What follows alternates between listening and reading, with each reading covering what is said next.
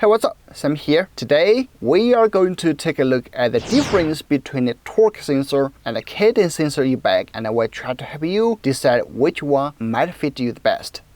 A cadence sensor senses how fast you pedal and determines how much power to propel based on it. Basically, it only works when you get the pedals rolling, while a torque sensor is smaller and more sensitive. It can actually sense how hard you're pedaling, and the bike will match power accordingly depending on the pedal assist mode that you are in. That means as soon as the rider puts pressure on the pedals, it will trigger the motor, even if the bike is stationary. It's immediate and responsive. Personally, I favor this torque sensor e-bikes. I just love that cycling experience out of them because the power delivery is more instant and feels more natural to pedal. To go faster, I pedal harder and push harder on the pedals.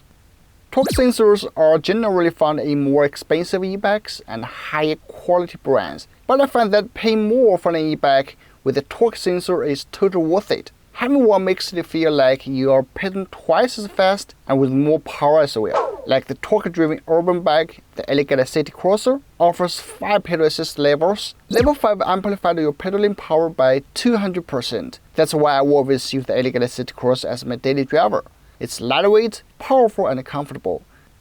Another benefit of torque sensor e-bikes is they save you more battery. It provides the power output in accordance with the given pressure, which requires less battery power to cover the same distance since you are making efforts throughout the ride. Besides, the torque sensing pedal assist system will be sensing how hard you're working on your entire ride and sending real-time signals to the motor, letting you instantly interact with the engine. Due to the instant interaction, it makes the best use of your every stroke without wasting battery power and offers you a longer range. Like the 10 amp hour battery on the City Crosser can easily get me around 75 kilometers on a single charge. This is something other e-bikes with the same battery capacity cannot even imagine.